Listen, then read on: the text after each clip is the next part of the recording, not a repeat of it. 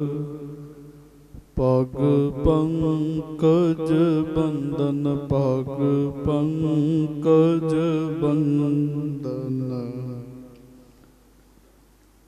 सिमरो अंगद दोख निकंदन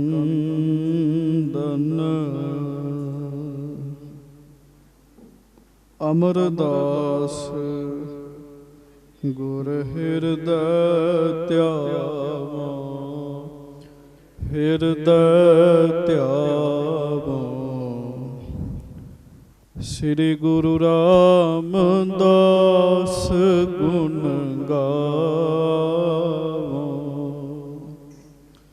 श्री अर्जन बिघ्नन के नासक बिघ्नन के नासक श्री हर गोबिंद शुभ सुमत प्रकाशक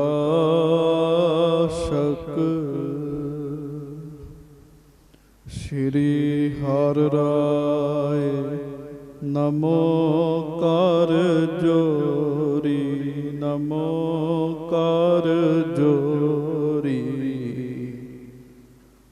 गुरु हर कृष्ण मनाए बहोरी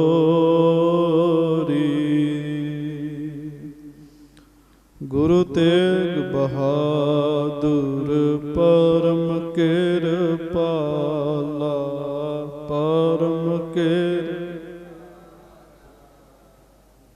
श्री गुरु गोबिंद सिंह विसाला तरों तरा पर पुन पुन सीसा पुन पुन सीसा बंदों बार बार जगदीशा जिसमें है अमृत ज्ञान है माणक भगत बैराग श्री गुरु ग्रंथ साहिब उदित बंदों कर अनु एक अंकार सतगुरु तेह प्रसाद सच होए वाहेगुरु जी की फतेह विघ्न विनाशन सोए।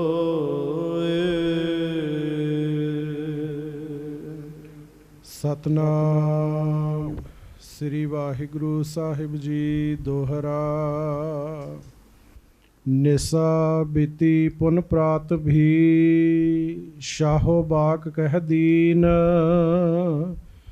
बजे नगारे कूच के सुध सब हूँ सुन लीन निसा बिति पुन प्रात भी शाहो बाक कह दीन। सच्चे पातशाह गरीब नवाज दीन दुनिया दे मालक चबर छतर तखत दे मालक समरथ गुरु परतख गुरु दीन दयाल कृपाल अंतरजामी पूਰਨ पार ब्रह्म परमेश्वर वाहेगुरु अकाल पुरख जी दा सरगुण स्वरूप धन धन धन धन धन श्री गुरु ग्रंथ साहिब जी महाराज धन धन श्री गुरु ग्रंथ साहिब जी महाराज। सब सिख संगत दोवें हथ जोड़ो गज के फतेह बुलाओ जी वाहिगुरु जी का खालसा वाहिगुरु जी की फतेह। सतगुरु जी की दया कृपा रहमत बख्शिश हुई है लड़ीवार कथा सुनने वास्ते आप जी सिख संगतां बड़े ही प्यार दे नाल जुड़ के बैठे हुए हो। सतगुरु सच्चे पातशाह श्री गुरु अर्जन देव महाराज जी की महान पवित्र कथा इत्थों तक आप जी ने सरवण की सी। सतगुरु जी लाहौर की धरती ते पहुँचे हैं। जदों महाराज लाहौर की धरती ते विचर के संगतां नूं दर्शन दे रहे हैं गुरु जी का खूब तेज प्रताप है। महाराज जी पालकी साहब दे विच बैठ के रावी दे कंढे कंढे विचर रहे हैं। ਬਹੁਤ ਸਿੱਖ ਅੱਗੇ ਹਨ ਤੇ ਬਹੁਤ ਹੀ ਸਿੱਖ ਪਿੱਛੇ ਹਨ। ਚੰਦੂ ਦੁਸ਼ਟ ਨੇ ਇਹ ਸਭ ਕੁਝ ਵੇਖਿਆ। ਗੁਰੂ ਜੀ ਦੀ ਚੜ੍ਹਤ, ਗੁਰੂ ਜੀ ਦਾ ਤੇਜ ਪ੍ਰਤਾਪ ਜਿਹੜਾ ਉਹ ਜਰ ਨਹੀਂ ਸਕਿਆ ਜੀ। ਬਾਦਸ਼ਾਹ ਨੂੰ ਉਹਨੇ ਚੁਗਲੀ ਲਾਈ। ਬਾਦਸ਼ਾਹ ਨੇ ਵਜ਼ੀਰ ਖਾਨ ਨੂੰ ਕਿਹਾ ਵੀ ਵਜ਼ੀਰ ਖਾਨ ਤੂੰ ਗੁਰੂ ਅਰਜਨ ਦੇਵ ਜੀ ਨੂੰ ਇੱਥੇ ਲੈ ਕੇ ਆ। ਵਜ਼ੀਰ ਖਾਨ ਆਇਆ ਮਹਾਰਾਜ ਕੋਲ। ਵਜ਼ੀਰ ਖਾਨ ਨੇ ਆ ਕੇ ਮਹਾਰਾਜ ਨੂੰ ਦੱਸਿਆ, ਸੱਚੇ ਪਾਤਸ਼ਾਹ ਤੁਸੀਂ ਵੀ ਧੰਨ ਤੇ ਤੁਹਾਡੀ ਬਾਣੀ ਵੀ ਧੰਨ ਮਹਾਰਾਜ। ਮਹਾਰਾਜ ਮੈਂ ਉਹ ਹਾਂ ਜਿਹਨੂੰ ਜਲੋਧਰ ਦਾ ਰੋਗ ਸੀ ਤੇ ਦਿਨ ਰਾਤ ਮੈਂ ਤੜਪਦਾ ਹੁੰਦਾ ਸਾਂ ਮਹਾਰਾਜ। ਆਪ ਜੀ ਦੀ ਉਚਾਰਨ ਕੀਤੀ ਹੋਈ ਬਾਣੀ ਸੁਖਮਣੀ ਸਾਹਿਬ ਦਾ ਪਾਠ ਜਦੋਂ ਮੈਂ ਸੁਣਿਆ, ਮੇਰਾ ਰੋਗ ਤਤਕਾਲ ਦੂਰ ਹੋ ਗਿਆ ਜੀ। ਕੱਲ ਵੀ ਬੇਨਤੀ ਕੀਤੀ ਸੀ ਸੰਗਤ ਜੀ, ਬਾਣੀ ਦੇ ਵਿੱਚ ਬੜੀ ਵੱਡੀ ਤਾਕਤ ਹੈ, ਬਾਣੀ ਵਿੱਚ ਬੜੀ ਵੱਡੀ ਸਮਰੱਥਾ ਹੈ। ਜੇ ਕੋਈ ਜੀਵਨ ਵਾਲਾ ਸਿੱਖ ਬਾਣੀ ਪੜ੍ਹ ਰਿਹਾ ਹੋਵੇ, ਸ਼ੁੱਧ ਬਾਣੀ ਪੜ੍ਹ ਰਿਹਾ ਹੋਵੇ, ਗੁਰਬਾਣੀ ਤਤਕਾਲ ਹੀ ਅਸਰ ਕਰ ਦਿੰਦੀ ਹੈ ਜੀ, ਤਤਕਾਲ ਅਸਰ ਕਰਦੀ ਹੈ। ਮਹਾਰਾਜ ਸੱਚੇ ਪਾਤਸ਼ਾਹ ਗਰੀਬ ਨਵਾਜ਼ ਸੁਣ ਕੇ ਵਜ਼ੀਰ ਖਾਨ ਨੂੰ ਕਹਿੰਦੇ, ਵਜ਼ੀਰ ਖਾਨ ਦੱਸ। ਵਜ਼ੀਰ ਖਾਨ ਕਹਿਣ ਲੱਗਾ, ਮਹਾਰਾਜ ਤੁਹਾਨੂੰ ਬਾਦਸ਼ਾਹ ਸੱਦ ਰਿਹਾ ਹੈ। ਮਹਾਰਾਜ 5 ਸਿੱਖਾਂ ਦੇ ਸਮੇਤ ਬਾਦਸ਼ਾਹ ਦੇ ਦਰਬਾਰ ਵਿੱਚ ਪਹੁੰਚੇ ਆ। ਬਾਦਸ਼ਾਹ ਨੇ ਉੱਚਾ ਆਸਣ ਗੁਰੂ ਅਰਜਨ ਦੇਵ ਮਹਾਰਾਜ ਜੀ ਨੂੰ ਦਿੱਤਾ। ਸੱਚੇ ਪਾਤਸ਼ਾਹ ਉੱਚੇ ਆਸਣ ਉੱਤੇ ਬੈਠੇ ਆ। ਬਾਦਸ਼ਾਹ ਕਿਉਂਕਿ ਸਿਆਸੀ ਹੈ, ਉਹਨੇ ਸਵਾਲ ਹੀ ਉਹੋ ਜਿਹਾ ਕੀਤਾ, ਇੱਕ ਧੜਾ ਗੁਰੂ ਜੀ ਦੇ ਵਿਰੁੱਧ ਹੋ ਜਾਵੇ ਜੀ। ਉਹ ਕਿਵੇਂ? ਮਹਾਰਾਜ ਹਿੰਦੂ ਰੱਬ ਕੋਲ ਪਹੁੰਚੇ ਨੇ ਜਾਂ ਮੁਸਲਮਾਨ ਪਹੁੰਚੇ ਨੇ? ਜੇ ਗੁਰੂ ਜੀ ਕਹਿਣ ਹਿੰਦੂ ਰੱਬ ਕੋਲ ਪਹੁੰਚੇ ਆ ਤੇ ਮੁਸਲਮਾਨ ਵਿਰੁੱਧ ਹੋ ਜਾਣ, ਤੇ ਜੇ ਮੁਸਲਮਾਨਾਂ ਦੀ ਗੱਲ ਕਰਨ ਤੇ ਹਿੰਦੂ ਵਿਰੁੱਧ ਹੋ ਜਾਣ। ਪਰ ਸੰਗਤ ਜੀ, ਮਹਾਰਾਜ ਜੀ ਨੇ ਦੋਵਾਂ ਪੱਖਾਂ ਦੀ ਇੱਜ਼ਤ ਰੱਖ ਲਈ ਜੀ। ਮਹਾਰਾਜ ਜੀ ਨੇ ਉੱਥੇ ਫਿਰ ਸ਼ਬਦ ਉਚਾਰਿਆ ਬਾਦਸ਼ਾਹ ਦੀ ਸਭਾ ਦੇ ਵਿੱਚ, ਰਾਮ ਕਲੀ ਮਹੱਲਾ 5ਵਾਂ। ਕੋਈ ਬੋਲੇ ਰਾਮ ਰਾਮ ਕੋਈ ਖੁਦਾਏ, ਕੋਈ ਸੇਵੈ ਗੁਸਈਆਂ ਕੋਈ ਅੱਲਾਹ, ਕਾਰਨ ਕਰਨ ਕਰੀਮ ਕਿਰਪਾ ਧਾਰ ਰਹੀਮ। ਇਹ ਸ਼ਬਦ ਸੱਚੇ ਪਾਤਸ਼ਾਹ ਜੀ ਨੇ ਉਚਾਰਿਆ। ਇਸ ਸ਼ਬਦ ਦਾ ਜਿਹੜਾ ਮੁੱਖ ਭਾਵ ਹੈ ਨਾ, ਉਹ ਅੰਤਮ ਪੰਕਤੀ ਵਿੱਚ ਹੈਗਾ ਜੀ। ਮਹਾਰਾਜ ਨੇ ਕਿਹਾ, ਕੋਈ ਰਾਮ ਰਾਮ ਕਹਿ ਰਿਹਾ, ਕੋਈ ਖੁਦਾ ਖੁਦਾ ਕਹਿ ਰਿਹਾ, ਕੋਈ ਨੀਲੇ ਕੱਪੜੇ ਪਾ ਰਿਹਾ, ਕੋਈ ਚਿੱਟੇ ਪਾ ਰਿਹਾ, ਕੋਈ ਤੀਰਥ ਤੇ ਜਾ ਰਿਹਾ, ਕੋਈ ਹੱਜ ਤੇ ਜਾ ਰਿਹਾ। ਪਰ ਅਸਲ ਵਿੱਚ ਜਿਨਨੇ ਰੱਬ ਦੇ ਹੁਕਮ ਨੂੰ ਸਮਝ ਲਿਆ ਨਾ, ਉਹਨੇ ਰੱਬ ਦਾ ਭੇਦ ਪਾ ਲਿਆ। ਕਹਿਣ ਲੱਗੇ, ਗੱਜ ਕੇ ਆਖੋ ਵਾਹਿਗੁਰੂ। ਕਹੋ ਨਾਨਕ ਜਿਨ ਹੁਕਮ ਪਛਾਤਾ, ਪ੍ਰਭ ਸਾਹਿਬ ਕਾ ਤਿਨ ਭੇਦ ਜਾਤਾ। ਸ਼ਬਦ ਦੀ ਵਿਆਖਿਆ ਗੁਰੂ ਅਰਜਨ ਦੇਵ ਜੀ ਨੇ ਕਰਕੇ ਦੱਸੀ। ਬਾਦਸ਼ਾਹ, ਹਿੰਦੂ ਵੀ ਠੀਕ ਹੈ, ਮੁਸਲਮਾਨ ਵੀ ਠੀਕ ਹੈ, ਪਰ ਉਹ ਠੀਕ ਹੈ ਜਿਹੜਾ ਉਹਦੇ ਹੁਕਮ ਨੂੰ ਮੰਨਦਾ। ਕਹਿਣ ਲੱਗੇ, ਹਿੰਦੂ ਆਖੇ ਮੈਂ ਸਵਰਗ ਜਾਵਾਂਗਾ, ਮੁਸਲਮਾਨ ਆਖੇ ਮੈਂ ਬਹਿਸ਼ਤਾਂ ਵਿੱਚ ਜਾਵਾਂਗਾ, ਕਰਮ ਚੰਗੇ ਨਾ ਕਰੇ ਬਾਦਸ਼ਾਹ, ਉਹਦਾ ਕੋਈ ਫਾਇਦਾ ਨਹੀਂ ਹੋਣਾ। ਕੱਲ ਤੁਸੀਂ ਬਚਨ ਸੁਣੇ, ਮਹਾਰਾਜ ਜੀ ਨੇ ਬੜੇ ਖੋਲ ਕੇ ਸੰਗਤ ਦੀ ਸ਼ਬਦਾਂ ਦੇ ਅਰਥ ਕੀਤੇ। ਮਹਾਰਾਜ ਗਰੀਬ ਨਵਾਜ਼ ਸੱਚੇ ਪਾਤਸ਼ਾਹ ਜੀ ਦੀ ਬਾਣੀ ਸੁਣ ਕੇ ਬਾਦਸ਼ਾਹ ਵੀ ਹੈਰਾਨ ਹੋ ਗਿਆ ਵੀ ਹੁਣ ਮੈਂ ਕਿਹੜੀਆਂ ਗੱਲਾਂ ਵਿੱਚ ਇਹਨਾਂ ਨੂੰ ਫਸਾਵਾਂ। ਇੰਨੇ ਚਿਰ ਨੂੰ ਸ਼ਾਮਾਂ ਪੈ ਗਈਆਂ। ਬਾਦਸ਼ਾਹ ਨੇ ਸਭਾ ਭੰਗ ਕਰ ਦਿੱਤੀ। ਬਾਦਸ਼ਾਹ ਨੇ ਜਾਣਾ ਹੈ ਕਸ਼ਮੀਰ। ਚੰਦੂ ਅੰਦਰ ਖਾਤੇ ਗੱਲ ਪਹਿਲਾਂ ਹੀ ਹੋਈ ਸੀਗੀ ਸਾਰੀ। ਚੰਦੂ ਨੇ ਇਹ ਆਖਿਆ ਕਿ ਮੈਂ ਗੁਰੂ ਜੀ ਨੂੰ ਆਪਣੇ ਘਰ ਵਿੱਚ ਲੈ ਜਾਂਦਾ, ਇਹਨਾਂ ਦੀ ਖਾਤਰ ਜਮ੍ਹਾਂ ਕਰਦਾ ਤੇ ਕਿਸੇ ਤਰੀਕੇ ਨਾਲ 2 ਲੱਖ ਰੁਪਈਆ ਜੁਰਮਾਨਾ ਇਹਨਾਂ ਕੋਲੋਂ ਮੈਂ ਲੈ ਲਵਾਂਗਾ। ਸੰਗਤ ਜੀ, ਇਹ ਉਹਨੇ ਉੱਤੋਂ ਬੋਲੀ ਜੀ। ਅੰਦਰ ਖਾਤੇ ਤੁਹਾਨੂੰ ਪਤਾ ਹੈ ਗੱਲ ਪਹਿਲਾਂ ਹੀ ਨੀਅਤ ਹੋਈ ਸੀਗੀ ਜੀ ਵੀ ਇਹਨਾਂ ਦੇ ਨਾਲ ਕੀ ਕਰਨਾ ਹੈ। ਸੋ ਹੁਣ ਇਹਦੇ ਤੋਂ ਅੱਗੇ ਆਪਾਂ ਕਥਾ ਸਰਵਣ ਕਰਨੀ ਹੈ। ਰਾਤ ਦੇ ਸਮੇਂ ਵਾਹਿਗੁਰੂ ਜਿਹੜਾ ਚੰਦੂ ਦੁਸ਼ਟ ਹੈ, ਇਹ ਗੁਰੂ ਅਰਜਨ ਦੇਵ ਜੀ ਨੂੰ ਆਪਣੀ ਹਵੇਲੀ ਵਿੱਚ ਲੈ ਗਿਆ। ਗੁਰੂ ਅਰਜਨ ਦੇਵ ਜੀ ਮਹਾਰਾਜ ਨੂੰ ਅੰਦਰ ਇਕੱਲਿਆਂ ਹੀ ਇੱਕ ਕਮਰੇ ਵਿੱਚ ਬਿਠਾ ਦਿੱਤਾ ਗਿਆ। 5 ਸਿੱਖਾਂ ਨੂੰ ਬਾਹਰ ਦਿਓੜੀ ਦੇ ਵਿੱਚ ਬਿਠਾ ਦਿੱਤਾ ਗਿਆ। ਸਿਪਾਹੀ ਲਾਗੇ ਪਹਿਰੇ ਦੇ ਉੱਤੇ ਖਲੋ ਗਏ। ਚੰਦੂ ਦੁਸ਼ਟ ਇਹ ਗੱਲ ਸੋਚਦਾ ਹੈ, ਹੁਣ ਮੇਰੀ ਮਨ ਦੀ ਗੱਲ ਹੋਈ ਹੈ ਜੀ। ਇਹ ਨਹੀਂ ਪਤਾ ਤੇਰੇ ਮਨ ਦੀ ਗੱਲ ਨਹੀਂ ਹੋਈ, ਅਸਲ 'ਚ ਤੇਰਾ ਪਤਨ ਨੇੜੇ ਆ ਗਿਆ ਜੀ। ਹੁਣ ਆਪਾਂ ਇਹਦੇ ਤੋਂ ਅੱਗੇ ਆਪਾਂ ਕਥਾ ਸਰਵਣ ਕਰਾਂਗੇ। ਸਾਰੀ ਸੰਗਤ ਧਰੋ ਗੁਰੂ ਅਰਜਨ ਦੇਵ ਮਹਾਰਾਜ ਜੀ ਦੇ ਚਰਨਾਂ ਦਾ ਧਿਆਨ। ਗੱਜ ਕੇ ਆਖੋ ਜੀ, ਧੰਨ ਧੰਨ ਸ੍ਰੀ ਗੁਰੂ ਅਰਜਨ ਦੇਵ ਸਾਹਿਬ ਜੀ ਮਹਾਰਾਜ। ਧੰਨ ਧੰਨ ਸ੍ਰੀ ਗੁਰੂ ਅਰਜਨ ਦੇਵ ਸਾਹਿਬ ਜੀ ਮਹਾਰਾਜ। ਧੰਨ ਧੰਨ ਸ੍ਰੀ ਗੁਰੂ ਅਰਜਨ ਦੇਵ ਸਾਹਿਬ ਜੀ ਮਹਾਰਾਜ। ਧੰਨ ਧੰਨ ਸ੍ਰੀ ਗੁਰੂ ਅਰਜਨ ਦੇਵ ਸਾਹਿਬ ਜੀ ਮਹਾਰਾਜ। ਸਭ ਸਿੱਖ ਸੰਗਤ ਗੱਜ ਕੇ ਆਖੋ ਜੀ, ਸਤਨਾਮ ਸ੍ਰੀ ਵਾਹਿਗੁਰੂ ਸਾਹਿਬ ਜੀ। ਸਤਨਾਮ ਸ੍ਰੀ ਵਾਹਿਗੁਰੂ ਸਾਹਿਬ ਜੀ। ਦੋਹਰਾ ਨਿਸਾ ਬੇਤੀ ਪੁਨ ਪ੍ਰਾਤ ਭੀ, ਸ਼ਾਹ ਬਾਕ ਕਹਿ ਦੀਨ। ਰਾਤ ਲੰਘ ਗਈ, ਦਿਨ ਚੜਿਆ ਜੀ। ਬਾਦਸ਼ਾਹ ਨੇ ਕਸ਼ਮੀਰ ਚੱਲਣ ਦਾ ਹੁਕਮ ਕਰ ਦਿੱਤਾ ਸਾਰੀਆਂ ਫੌਜਾਂ ਨੂੰ, ਜਹਾਂਗੀਰ ਨੇ। ਹਾਂਜੀ। ਬੱਜੇ ਨਗਾਰੇ ਕੂਚ ਕੇ, ਸੁਧ ਸਭ ਹੂੰ ਸੁਨ ਲੀਨ। ਹੁਣ ਕਿਉਂਕਿ ਉਹ ਬਾਦਸ਼ਾਹ ਹੈ, ਬਾਦਸ਼ਾਹ ਦਾ ਤੁਰਨ ਦਾ, ਉੱਠਣ ਦਾ, ਬੈਠਣ ਦਾ ਤਰੀਕਾ ਸ਼ਾਹੀ ਹੈ। ਜਦੋਂ ਬਾਦਸ਼ਾਹ ਚੱਲਣ ਲੱਗਾ, ਨਗਾਰੇ ਵੱਜੇ, ਸਭ ਨੂੰ ਪਤਾ ਲੱਗ ਗਿਆ ਵੀ ਬਾਦਸ਼ਾਹ ਜਹਾਂਗੀਰ ਨੇ ਚਾਲਾ ਪਾ ਦਿੱਤਾ ਹੈ। ਹਾਂਜੀ। ਚੌਪਈ ਹਜ਼ਰਤ ਜਬ ਤਿਆਰ ਹੋਏ ਗਇਓ। ਬਾਦਸ਼ਾਹ ਤਿਆਰ ਹੋਇਆ ਜੀ। ਹਾਂਜੀ। ਚੰਦੂ ਅਘੀ ਮੇਲ ਤਬ ਕੀਓ। ਤੇ ਚੰਦੂ ਪਾਪੀ ਉੱਥੇ ਆਇਆ ਜੀ। ਜਦੋਂ ਬਾਦਸ਼ਾਹ ਚੱਲਣ ਲੱਗਾ ਨਾ ਜੀ, ਚੰਦੂ ਪਾਪੀ ਉਹਦੇ ਕੋਲ ਆਇਆ ਜੀ। ਦੇਹੋ ਪ੍ਰਵਾਨਗੀ ਮੁਝ ਕੋ ਆਪੂ। ਕਹਿਣ ਲੱਗਾ, ਬਾਦਸ਼ਾਹ ਤੁਸੀਂ ਮੈਨੂੰ ਪ੍ਰਵਾਨਗੀ ਦਿਓ। ਹਾਂਜੀ। ਦਿਨ ਚਾਰਿਕ ਮੈਂ ਕਰਵ ਮਿਲਾਪੂ। 4 ਦਿਨਾਂ ਬਾਅਦ ਮੈਂ ਤੁਹਾਡੇ ਕੋਲ ਆਵਾਂਗਾ, ਕਹਿਣ ਲੱਗਾ। ਹਾਂਜੀ। ਕਛੂ ਮਾਮਲੇ ਕੀ ਕਰ ਕਾਰ, ਇੱਕ ਸੰਮਤ ਕੀ ਕਰਨ ਸੰਭਾਰ। ਤੇ ਕਹਿਣ ਲੱਗਾ, 1 ਸਾਲ ਦਾ ਹਿਸਾਬ ਕਿਤਾਬ ਹੋਣ ਵਾਲਾ, ਉਹ ਮੈਂ ਕਰਕੇ ਥੋੜੇ ਦਿਨਾਂ ਵਿੱਚ ਤੁਹਾਡੇ ਕੋਲ ਆ ਜਾਣਾ ਹੈ। ਹਾਂਜੀ। ਨਵੀ ਸਿੰਧ ਲੱਗੀ ਸਮਦਾਏ, ਜਮਾ ਖਰਚ ਕੋ ਸਭ ਸਮਝਾਏ। ਇਹ ਨਾ ਜੀ ਲੋਕਾਂ ਵਿੱਚ ਬੋਲ ਰਿਹਾ, ਅੰਦਰ ਖਾਤੇ ਨੀਅਤ ਹੋਇਆ ਸੀਗਾ ਵੀ ਇਹਨੇ ਕੀ ਕਰਨਾ ਹੈ ਜੀ। ਲੋਕਾਂ ਦੇ ਵਿੱਚ ਬੋਲ ਰਿਹਾ। ਸਿਆਸੀ ਬੰਦੇ ਲੋਕਾਂ ਸਾਹਮਣੇ ਕੁਝ ਹੋਰ ਗੱਲਾਂ ਕਰਦੇ ਆ ਤੇ ਅੰਦਰੋਂ ਕੁਝ ਹੋਰ ਨੀਅਤ ਹੋਇਆ ਹੁੰਦਾ ਜੀ।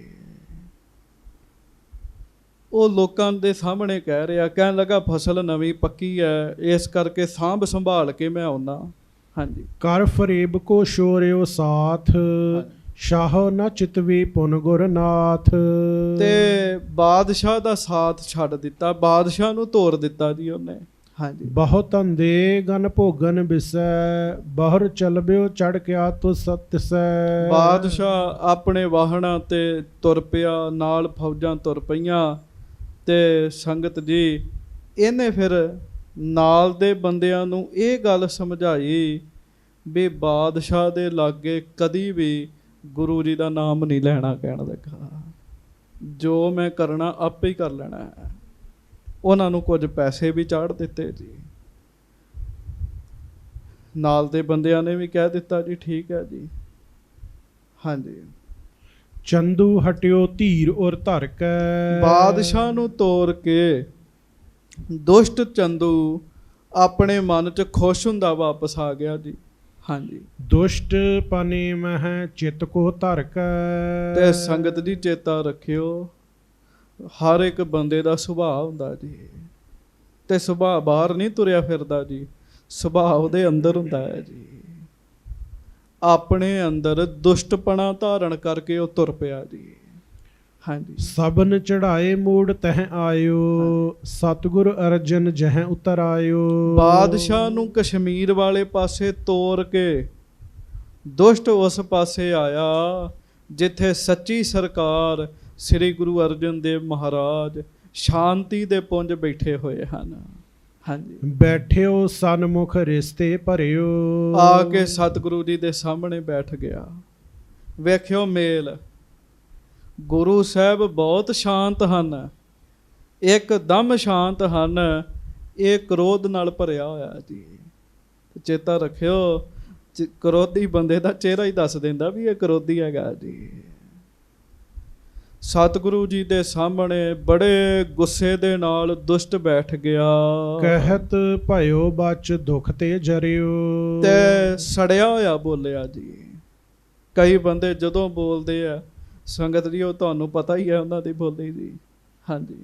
ਮੋਰ ਸੁਤਾ ਕੀ ਮੋਰ ਸਗਾਈ। ਕਹਿਣ ਲੱਗਾ ਹੁਣ ਗੱਲ ਕਰੋ, ਮੇਰੇ ਸਾਹਮਣੇ ਬੈਠੇ ਚ ਧੀ ਦਾ ਰਿਸ਼ਤਾ ਮੋੜ ਦਿੱਤਾ।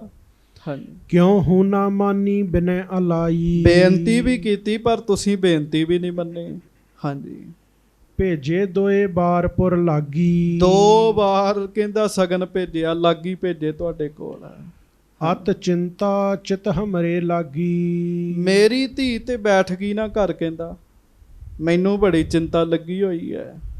ਲੇਨ ਸਾਕ ਤੋ ਰਹਿਓ ਕਿਥਾਈ। ਹਾਂਜੀ। ਦਈ ਮੋਹੇ ਕੂਕਰ ਸਮਤਾਈ। ਤੇ ਮੈਨੂੰ ਪਤਾ ਲੱਗਾ ਰਿਸ਼ਤਾ ਕਰਨਾ ਤੇ ਇੱਕ ਪਾਸੇ ਦੀ ਗੱਲ, ਕਹਿੰਦਾ ਸਭਾ ਦੇ ਵਿੱਚ ਕੁੱਤੇ ਨਾਲ ਬਰਾਬਰੀ ਕੀਤੀ। ਕਹਿੰਦਾ ਉਹ ਸਿੱਖ ਨੇ ਕਿਹਾ ਸੀ ਨਾ ਕੁੱਤਾ ਕੀ ਭੌਂਕਦਾ, ਕਹਿੰਦਾ ਮੇਰੀ ਬਰਾਬਰੀ ਕੁੱਤੇ ਨਾਲ ਕੀਤੀ ਤੁਹਾਡੀ ਸਭਾ 'ਚ। ਹਾਂਜੀ। ਅਬ ਲੋ ਕਛੂ ਨਾ ਬਿਗੜਿਓ ਸੁਪਨੇ। ਕਹਿੰਦਾ ਅਜੇ ਵੀ ਕੁਝ ਨਹੀਂ ਵਿਗੜਿਆ, ਕੋਈ ਗੱਲ ਨਹੀਂ। ਹਾਂਜੀ। ਨਾਤਾ ਲਿਹੋ ਜਾਓ ਘਰ ਆਪਣੇ। ਰਿਸ਼ਤਾ ਲੈ ਲਓ ਤੇ ਬਾਕੀ ਗੱਲਾਂ ਸਾਰੀਆਂ ਇੱਕ ਪਾਸੇ ਤੇ ਆਪਣੇ ਘਰ ਜਾਓ, ਕਹਿਣ ਲੱਗਾ। ਹਾਂਜੀ। ਨਤ ਕੂਕਰ ਭਾਖਿਓ ਜਮ ਜਬੈ। ਲਗੋ ਗੈਲ ਕੂਕਰ ਹੋਏ ਅਬੈ। ਹੈ ਤੇ ਸੱਚੀ ਕੁੱਤਾ ਹੀ ਹੈ ਨਾ, ਗੱਜ ਕੇ ਆਖੋ ਵਾਹ। ਤੇ ਮੇਰੇ ਮਨ ਦੀ ਭਾਵਨਾ 'ਚ ਚੰਦੂ ਅੱਜ ਤੱਕ ਧਰਤੀ ਤੇ ਕੁੱਤਾ ਬਣ ਕੇ ਤੁਰਿਆ ਫਿਰਦਾ ਹੋਏਗਾ ਜੀ। ਅੱਜ ਤੱਕ ਉਹ ਕੁੱਤਾ ਹੋਏਗਾ ਜੀ। ਮਹਾਰਾਜ ਸੱਚੀ ਸਰਕਾਰ ਗੁਰੂ ਅਰਜਨ ਸਾਹਿਬ ਸਾਹਮਣੇ ਬੈਠੇ ਇਹਦੇ ਜੀ। ਕਹਿੰਦਾ ਲੈ ਲਓ ਰਿਸ਼ਤਾ, ਕੁੱਤੇ ਨਾਲ ਤੇ ਬਰਾਬਰੀ ਦਿੱਤੀ ਹੈ। ਕਹਿੰਦਾ ਕੁੱਤਾ ਬਣ ਕੇ ਹੀ ਮਗਰ ਪੈ ਜਾਗਾ ਫਿਰ। ਹਾਂਜੀ।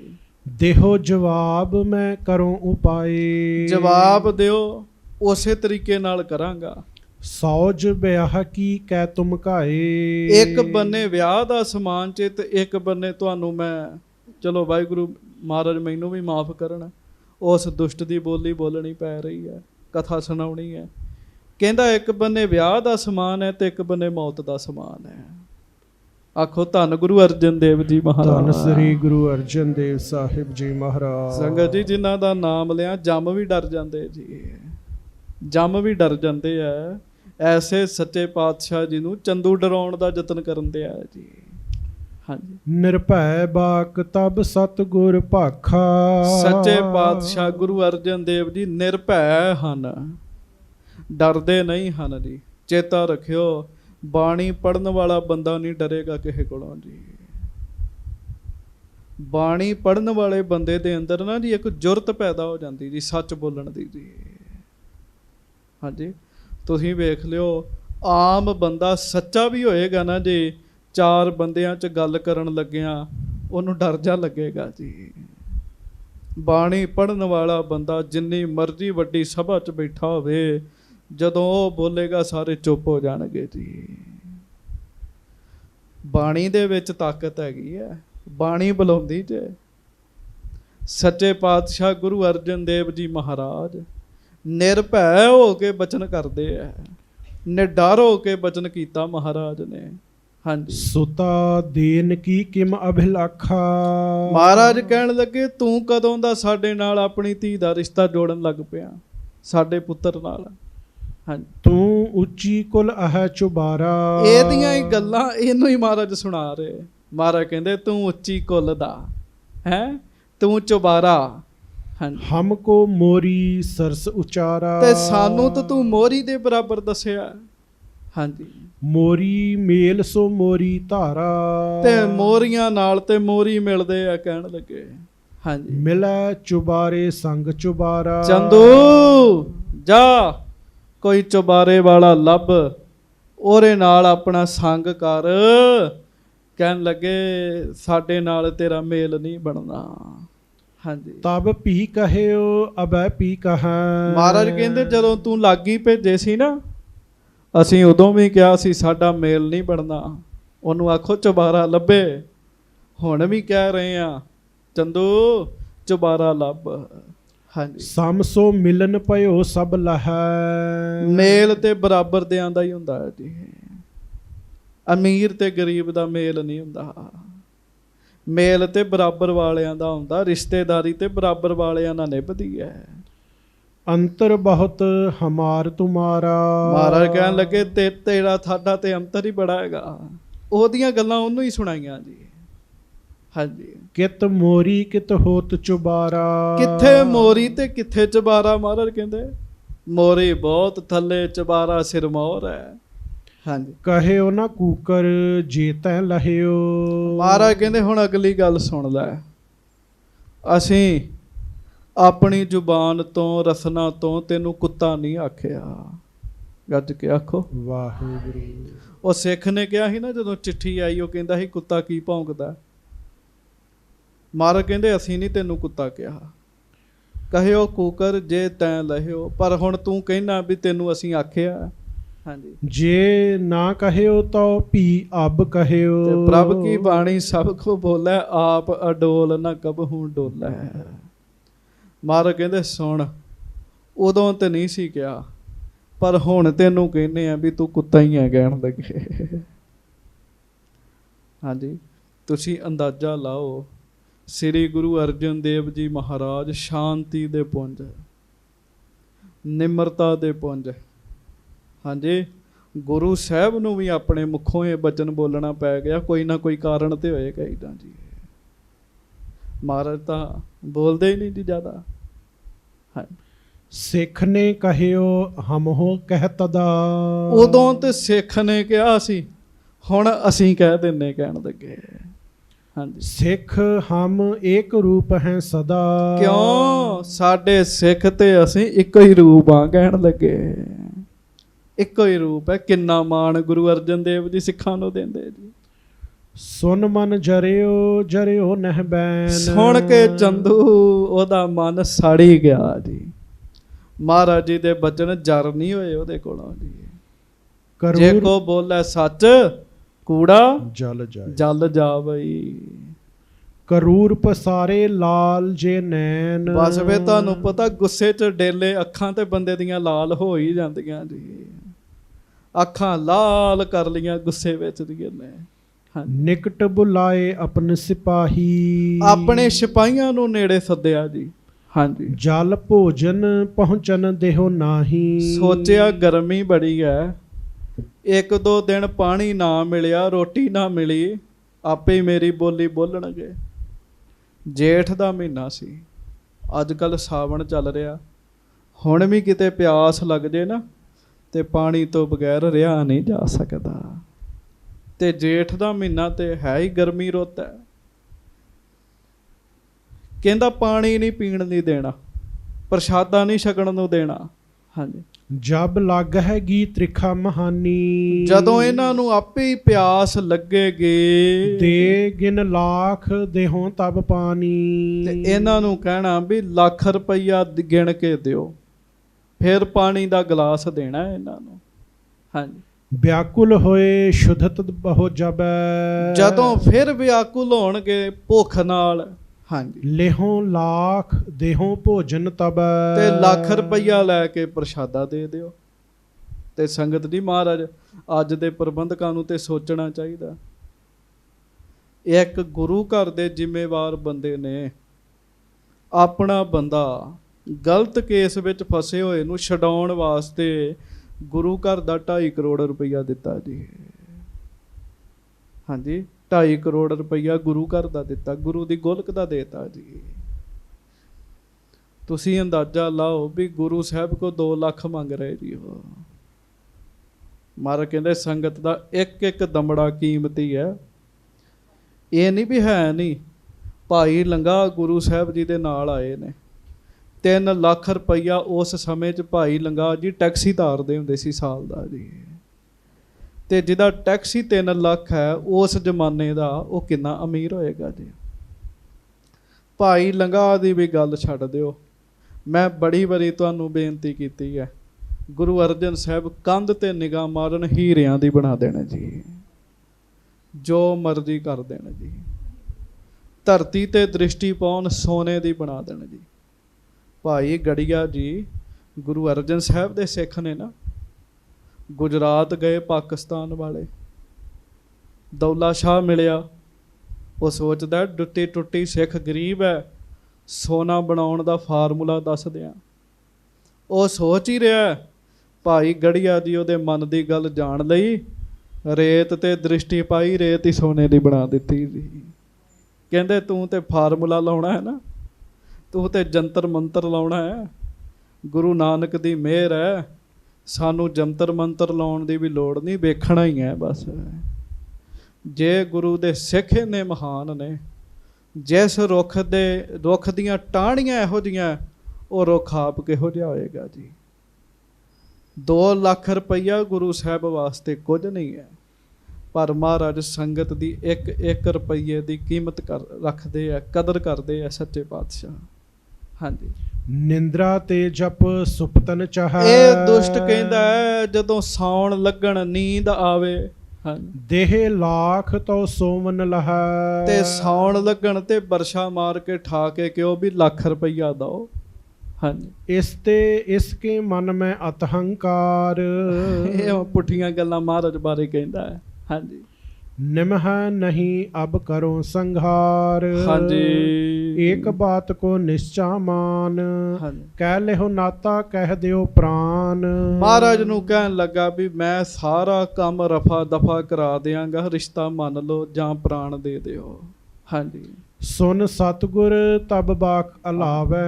ਹੁਣ ਸਾਵਧਾਨ ਹੋਇਆ ਤੇ ਗੁਰੂ ਅਰਜਨ ਦੇਵ ਜੀ ਦਾ ਬਚਨ ਸੁਣਿਓ, ਗੱਜ ਕੇ ਆਖੋ ਧੰਨ ਗੁਰੂ ਅਰਜਨ ਦੇਵ ਜੀ ਮਹਾਰਾਜ। ਧੰਨ ਸ਼੍ਰੀ ਗੁਰੂ ਅਰਜਨ ਦੇਵ ਸਾਹਿਬ ਜੀ ਮਹਾਰਾਜ। ਧੰਨ ਸ਼੍ਰੀ ਗੁਰੂ ਅਰਜਨ ਦੇਵ ਸਾਹਿਬ ਜੀ ਮਹਾਰਾਜ। ਧੰਨ ਸ਼੍ਰੀ ਗੁਰੂ ਅਰਜਨ ਦੇਵ ਸਾਹਿਬ ਜੀ ਮਹਾਰਾਜ। ਸੱਚੇ ਪਾਤਸ਼ਾਹ ਗਰੀਬ ਨਵਾਜ ਮਹਾਰਾਜ ਬਚਨ ਕਰਦੇ ਐ। ਮਹਾਰਾਜ ਕਹਿੰਦੇ ਫਿਰ ਸੁਣ ਧਿਆਨ ਨਾਲ। ਹਾਂਜੀ। ਅਬ ਤੇ ਸੁਪਤ ਨਾ ਪੀਏ ਨਾ ਖਾਵੇਂ। ਮਹਾਰਾਜ ਕਹਿਣ ਲੱਗੇ ਚੰਦੂ, ਪਾਣੀ ਉਹ ਪੀਵੇ ਜਿਹਨੂੰ ਪਿਆਸ ਲੱਗਦੀ ਹੋਵੇ, ਪ੍ਰਸ਼ਾਦਾ ਉਹਨੂੰ ਛਕਣ ਦੀ ਲੋੜ ਹੈ ਜਿਹਨੂੰ ਭੁੱਖ ਲੱਗਦੀ ਹੋਵੇ, ਸੌਵੇਂ ਉਹ ਜਿਹਨੂੰ ਨੀਂਦ ਆਉਂਦੀ ਹੋਵੇ। ਕਹਿਣ ਲੱਗੇ ਤੁਸੀਂ ਕਹੋਗੇ ਵਿਸ਼ਾਲ ਸਿਆਂ ਸਾਡੇ ਤੇ ਪੱਲੇ ਗੱਲ ਨਹੀਂ ਪਈ, ਇਹ ਕੀ ਬੋਲਿਆ ਤੂੰ?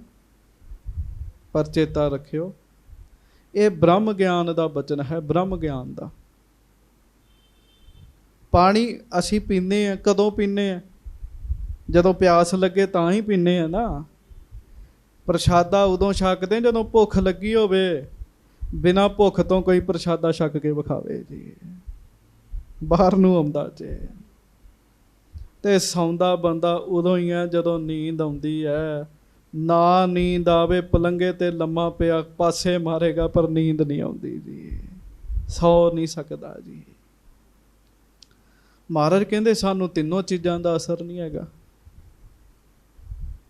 ਮਹਾਰਾਜ ਕਹਿੰਦੇ ਸਾਨੂੰ ਪਿਆਸ ਨਹੀਂ ਲੱਗਦੀ, ਸਾਨੂੰ ਭੁੱਖ ਨਹੀਂ ਲੱਗਦੀ, ਸਾਨੂੰ ਨੀਂਦ ਨਹੀਂ ਆਉਂਦੀ। ਨੀਂਦ ਬੜੀ ਜਾਬਰ ਹੈ ਜੀ, ਬੜੀ ਜਾਬਰ ਹੈ। ਇੱਕ ਸਿੰਘ ਸਾਡੇ ਨਾਲ 3-4 ਦਿਨ ਰਿਹਾ ਜੀ। ਹਾਂਜੀ। ਤੇ ਉਹਨਾਂ ਜੀ 4-5 ਘੰਟੇ ਸੌਣ ਨੂੰ ਮਿਲਦੇ ਸੀਗੇ ਜੀ। ਥੋੜੀ ਪੁਰਾਣੀ ਗੱਲ ਹੈ, 4-5 ਘੰਟੇ ਹੀ ਸੌਣ ਨੂੰ ਮਿਲਣੇ ਜੀ ਬਸ ਜੀ। ਹਾਂਜੀ। ਤੇ 5ਵੇਂ ਕੁ ਦਿਨ ਕਹਿਣ ਲੱਗਾ ਗਿਆਨੀ ਜੀ ਮੈਨੂੰ ਫੋਨ ਨਾ ਕਰਿਓ, ਮੈਂ ਸ਼ੁਦਾਈ ਹੋ ਜਾਣਾ ਜੇ। ਕਹਿਣ ਲੱਗਾ। ਮੈਂ ਕਿਹਾ ਕਿਉਂ? ਕਹਿੰਦਾ ਇੱਕ ਦੀ ਥਾਂ ਤੇ 4-4 ਬੰਦੇ ਨਜ਼ਰ ਆਉਂਦੇ ਆ। ਕਹਿੰਦਾ ਮੈਂ ਤੇ ਖਲੋਤੇ ਨੇ ਡਿੱਗ ਜਾਣਾ, ਸੌਣ ਦਾ ਟਾਈਮ ਹੀ ਨਹੀਂ ਮਿਲਦਾ। ਕਹਿੰਦਾ ਇੱਧਰ ਜਾਣਾ ਇੱਧਰ ਜਾਣਾ, ਇੰਝ ਕਰਨਾ।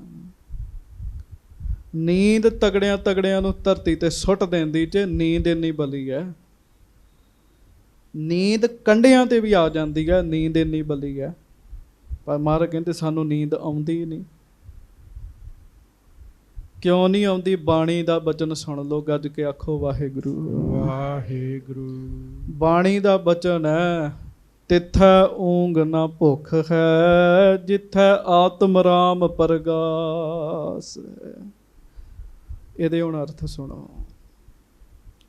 ਜਿੱਥੇ ਵਾਹਿਗੁਰੂ ਜੀ ਦਾ ਨਾਮ ਬੰਦੇ ਦੇ ਹਿਰਦੇ ਵਿੱਚ ਵਸ ਗਿਆ ਜੀ, ਉੱਥੇ ਨਾ ਊਂਘ ਹੈ ਨਾ ਭੁੱਖ ਹੈ। ਊਂਘ ਨਾਮ ਨੀਂਦ ਦਾ, ਭੁੱਖ ਤੁਹਾਨੂੰ ਪਤਾ ਹੈ। ਉੱਤੋਂ ਵਾਹਿਗੁਰੂ ਵਾਹਿਗੁਰੂ ਵਾਹਿਗੁਰੂ ਵਾਹਿਗੁਰੂ ਵਾਹਿਗੁਰੂ ਜਪਣ ਵਾਲਿਆਂ ਨੂੰ ਪਾਣੀ ਦੀ ਵੀ ਲੋੜ ਹੈਗੀ, ਤੇ ਪ੍ਰਸ਼ਾਦੇ ਦੀ ਵੀ ਲੋੜ ਹੈਗੀ, ਤੇ ਸੌਣ ਦੀ ਵੀ ਲੋੜ ਹੈਗੀ ਜੇ। ਮੈਂ ਭਾਈ ਵੀਰ ਸਿੰਘ ਜੀ ਦਾ ਇੱਕ ਲੇਖ ਪੜ੍ਹ ਰਿਹਾ ਸਾਂ। ਉਹ ਨੀਂਦ ਤੇ ਬਹੁਤ ਜ਼ੋਰ ਦਿੰਦੇ ਸੀ। ਉਹ ਕਹਿੰਦੇ ਸੀ ਜੇ 8 ਘੰਟੇ ਨਹੀਂ ਨਾ ਸੌਣਾ ਤੇ ਮੇਰੇ ਕੋਲ ਨਾ ਆਇਓ। ਕਹਿਣ ਲੱਗੇ ਮੇਰੇ ਕੋਲ ਉਹ ਆਵੇ ਜਿਹਨੇ 8 ਘੰਟੇ ਸੌਣਾ। ਨਾਮ ਜਪਣਾ ਚਲੋ ਰੈਸਟ ਤੇ ਚਾਹੀਦੀ ਹੈ ਸਰੀਰ ਨੂੰ, ਪਰ ਸਤਿਗੁਰੂ ਜੀ ਦੀ ਬਾਣੀ ਇੱਕ ਗੱਲ ਕਹਿੰਦੀ ਹੈ, ਇਹ ਗੱਲ ਤੁਹਾਡੇ ਤੇ ਵੀ ਵਰਤ ਜੇਗੀ। ਜਿੱਥੇ ਰੱਬ ਦਾ ਨਾਮ ਜਿਸ ਦਿਨ ਤੁਹਾਡੇ ਹਿਰਦੇ 'ਚ ਵਸ ਗਿਆ, ਉਸ ਦਿਨ ਨਾ ਨੀਂਦ ਹੀ ਰਹਿਣੀ ਤੇ ਨਾ ਭੁੱਖ ਰਹਿਣੀ ਹੈ ਜੀ। ਜਿੰਨਾ ਚਿਰ ਤੱਕ ਨਾਮ ਹਿਰਦੇ 'ਚ ਨਹੀਂ ਵਸਿਆ, ਉਹਨਾਂ ਚਿਰ ਤੱਕ ਭੁੱਖ ਪਿਆਸ ਨੀਂਦ ਸਾਰਾ ਕੁਝ ਚਾਹੀਦਾ ਹੈ ਜੀ। ਹੁਣ ਆਪਾਂ ਜਿੰਨੇ ਬੈਠੇ ਆ ਜੀ, ਜਿੰਨੇ ਬੈਠੇ ਆ ਜਾਂ ਜਿਹੜੇ ਟੀਵੀ ਤੇ ਵੀ ਕਥਾ ਸੁਣ ਰਹੇ ਆ, ਇਮਾਨਦਾਰੀ ਨਾਲ ਗੱਲ ਕਰਿਓ, ਅਜੇ ਨਾਮ ਹਿਰਦੇ 'ਚ ਨਹੀਂ ਵਸਿਆ ਜੀ। ਜੇ ਵਸਿਆ ਹੋਵੇ ਤੇ ਭੁੱਖ ਪਿਆਸ ਨਾਲ ਸੰਬੰਧ ਹੀ ਨਾ ਰਵੇ ਜੀ। ਨਾਮ ਬੜੀ ਵੱਡੀ ਗੱਲ ਹੈਗੀ ਜੀ। ਜਿਨ੍ਹਾਂ ਦੇ ਹਿਰਦੇ 'ਚ ਨਾਮ ਵਸ ਜਾਂਦਾ ਨਾ, 2 ਮਿੰਟ ਦੀ ਨੀਂਦ ਲੈਂਦੇ 'ਚ ਸਖੋਪਤੀ ਤੇ ਤਰੋ ਤਾਜ਼ੇ ਹੋ ਜਾਂਦੇ ਜੀ। ਪਰ ਜਿਨ੍ਹਾਂ ਦੇ ਹਿਰਦੇ 'ਚ ਵਸਦਾ, ਉਹਨਾਂ ਚਿਰ ਨਹੀਂ, ਉਹਨਾਂ ਚਿਰ ਸਭ ਕੁਝ ਲੋੜ 'ਚ। ਮੈਂ ਇੱਕ ਗੁਰੂ ਸਾਹਿਬ ਤੇ ਬਹੁਤ ਵੱਡੇ ਨੇ, ਗੁਰੂ ਅਰਜਨ ਸਾਹਿਬ ਦੀ ਤੇ ਗੱਲ ਹੀ ਨਹੀਂ ਨਾ। ਗੁਰੂ ਅਰਜਨ ਸਾਹਿਬ ਤੇ ਆਪ ਪਰਮੇਸ਼ਰ ਰੱਬ ਬਹੁਤ ਵੱਡੇ ਹੈ। ਮੈਂ ਗੁਰੂ ਅਰਜਨ ਦੇਵ ਜੀ ਦੇ ਇੱਕ ਸਿੱਖ ਦਾ ਜ਼ਿਕਰ ਕਰਕੇ ਅੱਗੇ ਚੱਲਾਂਗਾ ਜੀ। ਸੰਤ ਬਾਬਾ ਕਰਤਾਰ ਸਿੰਘ ਜੀ ਬਰਿਆਰਾਂ ਵਾਲੇ ਮਹਾਂਪੁਰਖ, ਅਖੀਰਲੇ ਸਮੇਂ ਥੋੜੀ ਜਿਹੀ ਸਿਹਤ ਢਿੱਲੀ ਹੋਈ ਜੀ। ਸਿੰਘ ਜ਼ਬਰਦਸਤੀ ਪ੍ਰਸ਼ਾਦਾ ਛਕਾਉਂਦੇ ਆ। ਇੱਕ ਦਿਨ ਫਿਰ ਮਹਾਂਪੁਰਖਾਂ ਨੇ ਕਹਿ ਹੀ ਦਿੱਤਾ, ਕਹਿੰਦੇ ਸਿੰਘੋ ਪ੍ਰਸ਼ਾਦਾ ਤੇ ਤੁਹਾਨੂੰ ਖੁਸ਼ ਕਰਨ ਲਈ ਛਕਦਾ, ਹੁਣ ਲੋੜ ਨਹੀਂ ਹੈਗੀ। ਕਹਿਣ ਲੱਗੇ ਲੋੜ ਨਹੀਂ ਹੈਗੀ ਸਰੀਰ ਨੂੰ। ਕਿਉਂ? ਜਦੋਂ ਨਾਮ ਬੰਦੇ ਦਾ ਭੋਜਨ ਬਣ ਜਾਂਦਾ ਹੈ ਨਾ, ਜਦੋਂ ਹਿਰਦੇ 'ਚ ਵਸ ਜਾਂਦਾ ਹੈ, ਭੋਜਨ ਬਣ ਜਾਂਦਾ ਹੈ, ਫਿਰ ਅੰਦਰੇ ਅੰਦਰ ਹੀ ਸਭ ਕੁਝ ਮਿਲ ਹੀ ਜਾਂਦਾ ਜੀ। ਗੁਰਬਾਣੀ 'ਚ ਨਾਮ ਨੂੰ ਭੋਜਨ ਲਿਖਿਆ ਕਿ ਨਹੀਂ ਲਿਖਿਆ ਜੀ? ਗੱਜ ਕੇ ਆਖੋ ਵਾਹਿਗੁਰੂ। ਰੋਜ਼ ਤੁਸੀਂ ਪੜ੍ਹਦੇ ਹੋ, ਥਾਲ ਵਿੱਚ 3 ਵਸਤੂ ਪਈਓ, ਸਤ ਸੰਤੋਖ ਵਿਚਾਰੋ, ਅੰਮ੍ਰਿਤ ਨਾਮ ठाकुर का पयो, ठाकुर का जिसका सबस आधारो, जे को खावे जे को पुंचै तिसका होए उधारो। जे कोई इनू खावे। हर नाम हमारा भोजन 36 प्रकार, बाणी विच लिखिया जी। नाम साडा 36 तरह का भोजन हैगा जी। हाँ जी, बहुत अमीर बंदा होवे ना जी, उन्होंने 36 तरह का भोजन एक दिन का मिलता जी। श्री कृष्ण जी नूं 56 प्रकार का भोग लगता जी। अमीर बादशाह राजियां नूं गुरु अर्जन साहब लिखते हैं, जह प्रसाद 36 अमृत खाहे। 36 तरह का भोजन मन्निया गया।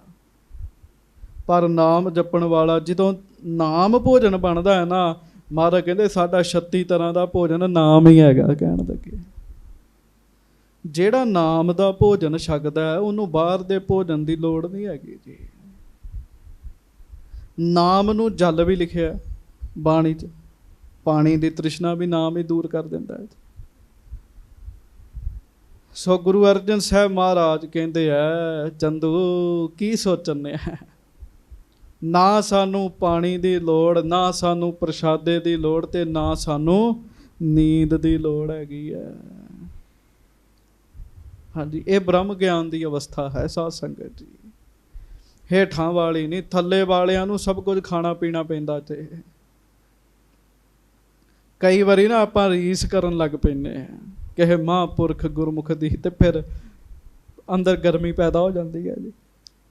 ਬਾਬਾ ਠਾਕਰ ਸਿੰਘ ਜੀ ਥੋੜ੍ਹਾ ਛਕਦੇ ਜੀ, ਸਿੰਘ ਰੀਸ ਕਰਨ ਲੱਗ ਪਏ ਵੀ ਅਸੀਂ ਵੀ ਥੋੜ੍ਹਾ ਛਕੀਏ ਜੀ। ਤੇ ਜਦੋਂ ਸਿੰਘਾਂ ਨੇ ਕੀਤੀ ਰੀਸ ਤੇ ਅੰਦਰ ਪੈ ਗਈ ਗਰਮੀ, ਤੇ ਫਿਰ ਸਾਰੇ ਹਸਪਤਾਲ ਭਰਤੀ ਹੋਏ ਜੀ। ਹਾਂਜੀ, ਜਿਹੜਾ ਥੋੜ੍ਹਾ ਖਾਣਾ ਹੈ ਨਾ, ਇਹ ਵੀ ਅਵਸਥਾ ਹੈ, ਪਰ ਇੱਕ ਅਵਸਥਾ ਬਿਲਕੁਲ ਖਾਣਾ ਬੰਦ ਹੋ ਜਾਂਦਾ ਹੈ ਜੀ। ਸੋ ਮਹਾਰਾਜ ਕਹਿਣ ਲੱਗੇ, ਸੱਚੇ ਪਾਤਸ਼ਾਹ ਬਚਨ ਕੀਤਾ, ਅਬ ਤੇ ਸੁਪਤ ਨਾ ਪੀਏ ਨਾ ਖਾਵੇਂ। ਅੱਜ ਤੋਂ ਬਚਨ ਕਰਦੇ ਆ, ਤੇਰੇ ਘਰ 'ਚ ਨਾ ਸੋਵਾਂਗੇ, ਨਾ ਖਾਵਾਂਗੇ, ਨਾ ਪਾਣੀ ਪੀਵਾਂਗੇ। ਕਹਿਣ ਲੱਗੇ, ਬਚਨ ਕਰ ਦਿੱਤਾ ਸੱਚੇ ਪਾਤਸ਼ਾਹ ਜੀ ਨੇ। ਹਾਂਜੀ, ਬੈਠੇ ਰਹਿਂ ਏਕ ਹੀ ਥਾਨ। ਮਹਾਰਾਜ ਕਹਿਣ ਲੱਗੇ, ਚਿੰਤਾ ਨਾ ਕਰ, ਇੱਕੋ ਜਗ੍ਹਾ ਤੇ ਬੈਠੇ ਰਵਾਂਗੇ। ਹਾਂਜੀ, ਕਰਹੁ ਜਥਾ ਕਰਬੈ ਮਨ ਜਾਨ। ਤੂੰ ਜੋ ਕਰਨਾ ਕਰ ਲੈ, ਜੋ ਤੇਰੇ ਮਨ ਚ ਆਉਂਦਾ ਉਹ ਕਰ ਲੈ। ਅਪਰ ਕਠੋਰ ਸੋ ਦੁਸ਼ਟ ਬਖਾਨਾ। ਹਾਂਜੀ, ਕਰੇ ਸਿਪਾਹੀ ਗਨ ਸਾਵਧਾਨਾ। ਉਹ ਹੁਣ ਮਹਾਰਾਜ ਤੇ ਪ੍ਰੇਮ ਨਾਲ ਭਰੇ ਪਏ ਆ, ਉਹ ਹੁਣ ਕਠੋਰਤਾ ਨਾਲ ਭਰਿਆ ਪਿਆ। ਉਹਨੇ ਫਿਰ ਸੰਗਤ ਜੀ ਕਠੋਰ ਬੋਲੀ ਆਪਣੇ ਸਿਪਾਹੀਆਂ ਨੂੰ ਹੋਰ ਸਾਵਧਾਨ ਕੀਤਾ। ਖਰੇ ਰਹੋ ਰਾਖੋ ਤਕਰਾਈ। ਕਹਿੰਦਾ ਖੜੇ ਰਹੋ, ਪਹਿਰਾ ਰੱਖੋ, ਨਾਹੇ ਨਾ ਖਾਏ ਪੀਐ ਸਪਤਾਈ। ਕਹਿੰਦਾ ਵੇਖਦੇ ਆ ਕਿਉਂ ਨਹੀਂ ਕੁਝ ਖਾਣਗੇ, ਕਿਉਂ ਨਹੀਂ ਪੀਣਗੇ, ਕਿਉਂ ਨਹੀਂ ਸੌਣਗੇ। ਬੰਦਾ ਨਹੀਂ ਰਹਿ ਸਕਦਾ ਸਾਧ ਸੰਗਤ ਜੀ ਇਹਨਾਂ ਚੀਜ਼ਾਂ ਤੋਂ ਬਗੈਰ। ਹਾਂਜੀ, ਪਾਂਚੋਂ ਸਿੱਖਨ ਪੌਰ ਮਝਾਰ। ਪੰਜ ਸਿੱਖ ਜਿਹੜੇ ਦਰਸ਼ਨੀ ਵਾਹਿਗੁਰੂ ਦਰਸ਼ਨੀ ਤੇ ਨਹੀਂ, ਦਿਉੜੀ ਦੇ ਨਾਲ ਬੱਝੇ ਆ ਜੀ। ਹਾਂਜੀ, ਕੈਦ ਕਰਹੁ ਰਿਸ ਕੋ ਡਾਰ। ਕਹਿਣ ਲੱਗਾ ਗੁੱਸੇ ਵਿੱਚ, ਕਹਿੰਦਾ ਇਹਨਾਂ ਨੂੰ ਵੀ ਬੰਨ੍ਹ ਕੇ ਰੱਖੋ, ਕੈਦ ਕਰਕੇ ਰੱਖੋ। ਇਸ ਕੇ ਪਾਸ ਨਾ ਆਵਨ ਦੀਜੋ। ਕਹਿਣ ਲੱਗਾ ਸਿੱਖਾਂ ਨੂੰ ਗੁਰੂ ਜੀ ਦੇ ਕੋਲ ਨਾ ਆਉਣ ਦਿਓ। ਹਾਂਜੀ, ਬਾਤ ਬਖਾਨਾ ਕੋਈ ਨਾ ਬੀਜੋ। ਤੇ ਚੇਤਾ ਰੱਖੋ ਗੱਲਬਾਤ ਨਾ ਕੋਈ ਕਰ ਸਕਣਾ। ਰੱਖੋ ਇਕਾਕੀ ਇਠਾ ਬਿਠਾਏ। ਕੱਲੇ ਬਿਠਾਈ ਰੱਖੋ ਇਹਨਾਂ ਨੂੰ। ਖਰੇ ਰਹਿ ਇੱਕ ਨਰ ਇਸ ਥਾਏ। ਗੁਰੂ ਸਾਹਿਬ ਦੇ ਸੀਸ ਤੇ ਹਰ ਸਮੇਂ ਚੰਦੂ ਨੇ ਇੱਕ ਬੰਦਾ ਖੜਾ ਕਰ ਦਿੱਤਾ ਜੀ, ਵੀ ਇੱਕ ਬੰਦਾ ਲਾਗੇ ਖਲੋਤਾ ਰਵੇ ਜੀ। ਚੈੱਕ ਕਰੋ ਸੌਂਦੇ ਤੇ ਨਹੀਂ। ਹਾਂਜੀ, ਉਠਨੇ ਦੇਹੋ ਨਾ ਪੌੜਨ ਦੇਹੋ। ਚੌਂਕੜੇ 'ਚ ਹੀ ਰੱਖਣਾ, ਉੱਠਣ ਨਹੀਂ ਦੇਣਾ। ਗੱਜ ਕੇ ਆਖੋ ਵਾਹਿਗੁਰੂ। ਸੱਚੀ ਗੱਲ 'ਚ ਇਹ ਵੀ ਬੜੀ ਵੱਡੀ ਗੱਲ ਹੈ। ਕਿਸੇ ਅਭਿਆਸੀ ਦਾ ਚੌਂਕੜਾ ਲੰਬਾ ਹੋਣਾ ਜੀ। ਸਰੀਰ ਬਜ਼ੁਰਗ ਹੋ ਜਾਂਦੇ ਆ, ਨਹੀਂ ਚੌਂਕੜੀਆਂ ਵੱਜਦੀਆਂ, ਕੋਈ ਉਹਨਾਂ ਦਾ ਦੋਸ਼ ਨਹੀਂ ਹੈ। ਬਜ਼ੁਰਗਾਂ ਦੀ ਤੇ ਛੱਡੋ, ਨੌਜਵਾਨ ਸਰੀਰ ਵੀ 5-6 ਘੰਟਿਆਂ ਤੋਂ ਬਾਅਦ ਚੌਂਕੜੀ ਨਹੀਂ ਮਾਰ ਸਕਦੇ ਜੀ। ਕਹਿੰਦਾ ਚੌਂਕੜੇ 'ਚੋਂ ਹਿੱਲਣ ਨਹੀਂ ਦੇਣਾ, ਉੱਠਣ ਵੀ ਨਹੀਂ ਦੇਣਾ। ਹਾਂਜੀ, ਬੋਲਣ ਦੇਹੋ ਨਾ ਦੇਖੋ ਇਹ। ਗੱਲ ਨਾ ਕਰਨ ਪਾਉਣ, ਇਹ ਵੀ ਧਿਆਨ ਰੱਖਣਾ। ਇਮ ਕੈ ਸਦਨ ਬਰਿਓ ਨਿਜ ਜਾਏ। ਇਹ ਕਹਿ ਕੇ ਦੁਸ਼ਟ ਆਪਣੇ ਘਰ ਵਿੱਚ ਜਾ ਕੇ ਪ੍ਰਵੇਸ਼ ਹੋ ਗਿਆ ਜੀ। ਮਹਾ ਦੁਸ਼ਟ ਬੜ ਖੋਟ ਉਪਾਏ। ਬੜਾ ਦੁਸ਼ਟ ਹੈ, ਮਨ ਵਿੱਚ ਖੋਟੀਆਂ ਹੀ ਚਾਲਾਂ ਚੱਲਦੀਆਂ। ਸੰਗਤ ਜੀ ਇਹ ਮਨਾਂ ਦੀ ਗੱਲ ਹੈਗੀ ਹੈ। ਗੱਜ ਕੇ ਆਖੋ ਵਾਹਿਗੁਰੂ। ਇਸ ਤਰ੍ਹਾਂ ਨਹੀਂ ਗੱਜ ਕੇ। ਵਾਹਿਗੁਰੂ। ਮਨ ਦੀ ਖੇਡ ਹੈਗੀ। ਕਈਆਂ ਦੇ ਮਨ 'ਚ ਗੱਲਾਂ ਹੀ ਇਹ ਚੱਲਦੀਆਂ ਰਹਿੰਦੀਆਂ ਜੀ, ਗੱਲਾਂ ਹੀ ਇਹ ਚੱਲਦੀਆਂ ਰਹਿੰਦੀਆਂ। ਘਰ ਆਇਆ ਇਹੋ ਹੀ ਗੱਲਾਂ ਸੋਚੀ ਜਾਂਦਾ, ਦੁਸ਼ਟ ਪਾਪੀ ਪਾਗਲ। 100 ਦਿਨ ਬੀਤ ਗਇਓ ਨਿਸ ਬੀਤੇ। ਪਰ ਸੰਗਤ ਜੀ ਉਹ ਦਿਨ ਵੀ ਲੰਘ ਗਿਆ, ਉਹ ਰਾਤ ਵੀ ਲੰਘ ਗਈ। ਗੁਰੂ ਅਰਜਨ ਦੇਵ ਮਹਾਰਾਜ ਚੌਂਕੜਾ ਮਾਰਿਆ, ਸਾਰੀ ਦਿਹਾੜੀ ਸਤਿਗੁਰਾਂ ਨੇ ਚੌਂਕੜਾ ਨਹੀਂ ਖੋਲਿਆ ਜੀ। ਸਾਰੀ ਦਿਹਾੜੀ ਚੌਂਕੜਾ ਨਹੀਂ ਖੋਲਿਆ। ਚੌਂਕੜਾ ਤੇ ਛੱਡੋ, ਇੱਕ ਵਾਰੀ ਗੋਡਾ ਵੀ ਨਹੀਂ ਤਾਂ ਚੁੱਕ ਕੇ ਦੇਖਿਆ ਜੀ, ਕੋਈ ਢੋ ਨਹੀਂ ਲਾਈ। ਸਿਪਾਹੀ ਖਲੋਤੇ ਵੇਖ ਵੇਖ ਕੇ ਹੈਰਾਨ ਹੁੰਦੇ ਆ ਵੀ ਹੁਣ ਪਾਣੀ ਮੰਗਣ, ਹੁਣ ਪ੍ਰਸ਼ਾਦਾ ਮੰਗਣ। ਪਰ ਗੁਰੂ ਅਰਜਨ ਦੇਵ ਜੀ ਨੇਤਰ ਬੰਦ ਨੇ, ਰਸ ਵਿੱਚ ਲੀਨ ਨੇ, ਪੀਣ ਨੂੰ ਪਾਣੀ ਵੀ ਨਹੀਂ ਮੰਗਦੇ, ਪ੍ਰਸ਼ਾਦਾ ਵੀ ਨਹੀਂ ਮੰਗਦੇ। ਤੇ ਸੌਣ ਦੀ ਤੇ ਗੱਲ ਹੀ ਨਹੀਂ ਉੱਥੇ ਹੈਗੀ ਜੀ। ਹਾਂਜੀ, ਖਾਨ ਪਾਨ ਬਿਨ ਸਤਿਗੁਰ ਰੀਤੇ। ਸੱਚੇ ਪਾਤਸ਼ਾਹ ਗਰੀਬ ਨਵਾਜ ਕੁਝ ਨਹੀਂ ਛਕਿਆ, ਮਹਾਰਾਜ ਉਸ ਤਰ੍ਹਾਂ ਹੀ ਬੈਠੇ ਰਹੇ ਜੀ। ਹਾਂਜੀ, ਸਿੱਖਨ ਮਹਿ ਰੌਰਾ ਪਰ ਗਇਓ। ਉਧਰ ਲਾਹੌਰ ਦੇ ਵਿੱਚ ਰੌਲਾ ਪੈ ਗਿਆ ਜੀ ਵੀ ਸਤਿਗੁਰੂ ਕਿੱਧਰ ਚਲੇ ਗਏ। ਹਾਂਜੀ, ਇੱਕ ਦਿਨ ਹੋ ਗਿਆ ਸਾਰਾ ਬੈਠੇ ਹੈ। ਕੱਲ ਰਾਤ ਦੇ ਚੰਦੂ ਦੇ ਕੋਲ ਇੱਕ ਰਾਤ ਪਹਿਲਾਂ ਆਏ, ਅਗਲਾ ਦਿਨ ਸਾਰਾ ਹੋ ਗਿਆ, ਭਾਵ 2 ਦਿਨ ਹੋ ਗਏ ਹੈ। ਮਹਾਰਾਜ ਦਰਬਾਰ 'ਚ ਗਏ ਸੀ ਬਾਦਸ਼ਾਹ ਦੇ, ਮੁੜ ਵਾਪਸ ਹੀ ਨਹੀਂ ਆਏ। ਹਾਂਜੀ, ਗੁਰ ਕਿਤ ਗਏ ਨਾ ਸੁਧ ਕੋ ਪਇਓ। ਲਾਹੌਰ ਦੇ ਸਿੱਖਾਂ ਦੇ ਵਿੱਚ ਰੌਲਾ ਪੈਣਾ ਹੋਣਾ ਲੱਗ ਪਿਆ, ਘੁਸਰ ਮੁਸਰ ਜੀ ਸ਼ੁਰੂ ਹੋ ਗਈ ਵੀ ਮਹਾਰਾਜ ਕਿੱਧਰ ਚਲੇ ਗਏ। ਹਾਂਜੀ, ਇਤ ਉਤ ਨਗਰ ਬਿਖੈ ਫਿਰ ਹੀਰੈ। ਸਿੱਖ ਇਕੱਠੇ ਹੋ ਕੇ ਨਾ ਲਾਹੌਰ ਦੇ ਵਿੱਚ ਤੁਰੇ ਫਿਰਦੇ ਐ, ਲੱਭਦੇ ਐ ਵੀ ਸੱਚੇ ਪਾਤਸ਼ਾਹ ਕਿੱਧਰ ਗਏ ਐ। ਹਾਂਜੀ, ਪਿਖੈ ਧਰਮਸਾਲਾਦ ਕਨੇਰੈ। ਗੱਜ ਕੇ ਆਖੋ ਵਾਹਿਗੁਰੂ। ਤੇ ਦੱਸਦੇ ਆ, ਕਹਿੰਦੇ ਆ ਧਰਮਸ਼ਾਲਾ ਦੇ ਵਿੱਚ ਜਾਂਦੇ ਆ, ਕੋਈ ਇੱਧਰ ਜਾਂਦਾ ਹੈ, ਕੋਈ ਉੱਧਰ ਜਾਂਦਾ ਹੈ। ਲਾਹੌਰ 'ਚ ਧਰਮਸ਼ਾਲਾ ਹੈ ਗੁਰੂ ਰਾਮਦਾਸ ਜੀ ਦਾ, ਜਿੱਥੇ ਜਨਮ ਹੋਇਆ। ਉੱਧਰ ਵੇਖਦੇ ਆ, ਮਹਾਰਾਜ ਦੇ ਕਿਤੇ ਦਰਸ਼ਨ ਨਹੀਂ ਹੋ ਰਹੇ। ਸਿੱਖਨ ਕੇ ਘਰ ਸਿੱਖ ਫਿਰੰਤੇ। ਸਿੱਖਾਂ ਦੇ ਘਰਾਂ 'ਚ ਸਿੱਖ ਤੁਰੇ ਫਿਰਦੇ ਆ ਵੀ ਭਾਈ ਤੇਰੇ ਘਰ ਮਹਾਰਾਜ ਆਏ, ਉਹ ਕਹਿੰਦਾ ਨਹੀਂ। ਤੇਰੇ ਘਰ ਆਏ ਆ, ਨਹੀਂ ਆਏ। ਹਾਂਜੀ, ਕਿਤ ਸਤਿਗੁਰ ਉਤਰੇ ਗੁਣਵੰਤੇ। ਗੱਲਾਂ ਕਰਦੇ ਵੀ ਮਹਾਰਾਜ ਗਰੀਬ ਨਵਾਜ ਗੁਣਾਂ ਦੇ ਘਰ ਸੱਚੇ ਪਾਤਸ਼ਾਹ ਕਿੱਥੇ ਉਤਰ ਗਏ ਐ, ਕਿੱਧਰ ਚਲੇ ਗਏ ਐ। ਗਏ ਸ਼ਾਹ ਢਿੱਗ ਬਾਹਰ ਨਾ ਆਏ। ਹੁਣ ਸਾਰਿਆਂ ਦੀ ਸੂਈ ਜਹਾਂਗੀਰ ਤੇ ਹੀ ਹੈ ਵੀ ਜਹਾਂਗੀਰ ਕੋਲ ਗਏ ਸੀ, ਮੁੜ ਮਹਾਰਾਜ ਦੇ ਦਰਸ਼ਨ ਨਹੀਂ ਹੋਏ। ਕਿਧਾਂ ਸੁਧਾਸਰ ਕੋ ਗਮਨ ਆਏ। ਕਿਤੇ ਮਹਾਰਾਜ ਅੰਮ੍ਰਿਤਸਰ ਤੇ ਨਹੀਂ ਚਲੇ ਗਏ। ਹਾਂਜੀ, ਫਿਰਤ ਫਿਰਤ ਸਰਕਾਰੀ ਲੋਕ। ਤੇ ਫਿਰਦਿਆਂ ਫਿਰਦਿਆਂ ਸੰਗਤ ਜੀ ਸਰਕਾਰੀ ਲੋਕ ਵੀ ਉੱਥੇ ਤੁਰੇ ਫਿਰਦੇ ਆ। ਬੂਝਨ ਕੀਨੇ ਸੋ ਅਵਲੋਕ। ਸਿੱਖਾਂ ਨੇ ਸਰਕਾਰੀ ਬੰਦਿਆਂ ਨੂੰ ਵੇਖ ਕੇ ਪੁੱਛਿਆ ਵੀ ਮਹਾਰਾਜ ਸੱਚੇ ਪਾਤਸ਼ਾਹ, ਸਾਡੇ ਸਤਿਗੁਰੂ ਜੀ, ਸਾਡੇ ਸੁੱਖਾਂ ਦੇ ਦਾਤੇ ਸੱਚੇ ਪਾਤਸ਼ਾਹ ਜੀ ਨੂੰ ਕਿੱਧਰ ਲੈ ਗਏ ਹੋ। ਤਿਨ ਤੇ ਸੁਧ ਗਨ ਸਿੱਖਣ ਪਾਏ। ਉਹਨਾਂ ਤੋਂ ਫਿਰ ਥੋੜੀ ਬਹੁਤੀ ਖਬਰ ਸੰਗਤਾਂ ਨੂੰ ਪਤਾ ਲੱਗੀ ਜੀ। ਕੀ ਖਬਰ ਪਤਾ ਲੱਗੀ। ਹਾਂਜੀ, ਚੰਦੂ ਕੇ ਨਰ ਸੰਗ ਸਿਧਾਏ। ਕਿ ਮਹਾਰਾਜ ਚੰਦੂ ਦੇ ਨਾਲ ਗਏ ਸਨ। ਅਖੀਰਲੇ ਸਮੇਂ ਗੁਰੂ ਜੀ ਨੂੰ ਚੰਦੂ ਦੇ ਨਾਲ ਦੇਖਿਆ ਗਿਆ ਹੈ। ਤਿਨ ਕੇ ਸਦਨ ਪ੍ਰਵੇਸ਼ਤ ਹੀਰੇ। ਇੱਕ ਨੇ ਤੇ ਕਿਹਾ ਵੀ ਮੈਂ ਰਾਤ ਦੇ ਸਮੇਂ ਗੁਰੂ ਜੀ ਨੂੰ ਚੰਦੂ ਦੇ ਘਰ ਜਾਂਦਿਆਂ ਵੀ ਵੇਖਿਆ ਹੈ।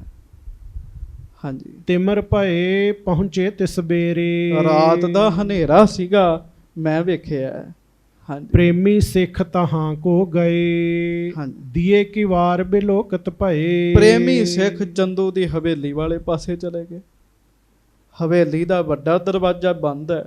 ਹਾਂਜੀ, ਅੰਤਰ ਸਿੱਖ ਪਠਤ ਇੱਕ ਬਾਣੀ। ਉਹ ਦਰਵਾਜ਼ੇ ਨਾਲ ਕੰਨ ਲਾ ਕੇ ਗੱਲ ਸੁਣਦੇ ਆ ਤੇ ਅੰਦਰ ਇੱਕ ਸਿੱਖ ਬੈਠਾ ਨਾ ਬਾਣੀ ਪੜ੍ਹ ਰਿਹਾ ਸੀਗਾ, ਕਿਉਂ 5 ਸਿੱਖ ਬਾਹਰ ਹੀ ਬਿਠਾਏ ਸੀ ਨਾ। ਹਾਂਜੀ, ਗੁਰ ਇਹ ਠਾਂ ਹੈ ਤਬ ਸੁਧ ਜਾਨੀ। ਲਾਹੌਰ ਦੇ ਸਿੱਖਾਂ ਨੇ ਸੋਚ ਲਿਆ ਵੀ ਅੰਦਰ ਬਾਣੀ ਦੀ ਆਵਾਜ਼ ਆ ਰਹੀ ਹੈ, ਜ਼ਰੂਰ ਗੁਰੂ ਅਰਜਨ ਦੇਵ ਮਹਾਰਾਜ ਅੰਦਰ ਹੀ ਹਨ। ਹਾਂਜੀ, ਝਿਰਕਨ ਕਰੇ ਸਿਪਾਹੀ ਤੌਨ। ਉਹ ਅਜੇ ਬਾਹਰ ਖਲੋਤੇ ਸੀਗੇ, ਸਿਪਾਹੀ ਝਿੜਕਾਂ ਮਾਰਨ ਲੱਗ ਪਏ। ਕਿਆ ਤੂੰ ਬਕੈ ਬੈਠ ਧਰ ਮੌਨ। ਅੰਦਰੋਂ ਬੈਠੇ ਸਿੱਖਾਂ ਨੂੰ ਸਿਪਾਹੀ ਦਬਕੇ ਮਾਰਦੇ ਵੀ ਤੁਸੀਂ ਕੀ ਬਕ ਰਹੇ ਹੋ, ਚੁੱਪ ਹੋ ਜਾਓ, ਚੁੱਪ ਹੋ ਕੇ ਬੈਠੋ। ਵਹਿਰ ਖਰੇ ਪਿਖ ਦੀਏ ਹਟਾਈ। ਤੇ ਬਾਹਰ ਖਲੋਤੇ ਸਿੱਖਾਂ ਨੂੰ ਵੀ ਕਿਹਾ ਵੀ ਚਲੋ ਇੱਥੋਂ ਚਲੇ ਜਾਓ, ਤੁਹਾਡਾ ਕੋਈ ਕੰਮ ਨਹੀਂ ਹੈਗਾ। ਖਰੇ ਨਾ ਹੋ ਜਾਹੋ ਨਿਜ ਥਾਈ। ਜਾਓ ਭਾਈ, ਇੱਥੇ ਨਹੀਂ ਖਲੋਣਾ, ਇੱਥੋਂ ਚਲੇ ਜਾਓ। ਸਿੱਖਾਂ ਨੂੰ ਭਰੋਸਾ ਜਾ ਹੋ ਗਿਆ ਵੀ ਜ਼ਰੂਰ ਗੁਰੂ ਅਰਜਨ ਦੇਵ ਜੀ ਅੰਦਰ ਹਨ। ਤੇ 2 ਦਿਨ ਹੋ ਗਏ ਮਹਾਰਾਜ ਨੂੰ ਜੀ, ਇੱਕ ਰਾਤ ਪਹਿਲੀ ਤੇ ਦੂਜਾ ਅਗਲਾ ਦਿਨ ਚੜ ਗਿਆ ਜੀ। ਮਹਾਰਾਜ ਨੇ ਕੁਝ ਨਹੀਂ ਖਾਧਾ, ਕੁਝ ਨਹੀਂ ਪੀਤਾ, ਸੌਂ ਕੇ ਨਹੀਂ ਦੇਖਿਆ। ਡਰੈਂ ਦੁਸ਼ਟ ਤੇ ਟਰ ਕਰ ਗਏ। ਪਰ ਸਿੱਖ ਚੰਦੂ ਦੁਸ਼ਟ ਤੋਂ ਡਰਦੇ ਆ ਜੀ, ਚਲੇ ਗਏ ਉੱਥੋਂ ਜੀ। ਸੁਧ ਆਪਸ ਮੈਂ ਕਰਤੇ ਭਏ। ਪਰ ਆਪਸ ਵਿੱਚ ਸਲਾਹ ਮਸ਼ਵਰਾ ਸਿੱਖ ਗੱਲਾਂ ਕਰਦੇ ਆ। ਬਹੁਤ ਬਸੂਰਤ ਚੱਲੈ ਨਾ ਚਾਰਾ। ਪਤਾ ਤੇ ਲੱਗ ਗਿਆ ਵੀ ਸਤਿਗੁਰੂ ਅੰਦਰ ਨੇ, ਪਰ ਝੂਰਦੇ ਆ, ਕਰ ਨਹੀਂ ਕੁਝ ਸਕਦੇ ਜੀ, ਵਸ ਨਹੀਂ ਚੱਲਦਾ। ਭੈ ਤੇ ਕਰਹਿ ਨਾ ਊਚ ਉਚਾਰਾ। ਤੇ ਡਰ ਦਾ ਮਾਰਾ ਕੋਈ ਉੱਚੀ ਬੋਲਦਾ ਵੀ ਨਹੀਂ ਹੈਗਾ ਜੀ।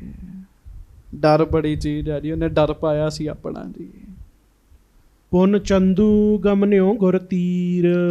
ਅਗਲਾ ਦਿਨ ਚੜਿਆ, ਦੁਸ਼ਟ ਚੰਦੂ ਸਤਿਗੁਰਾਂ ਦੇ ਕੋਲ ਆਇਆ। ਨਿਠੁਰ ਸੁਨਾਏ ਕਰਿਓ ਚਹਿ ਪੀਰ।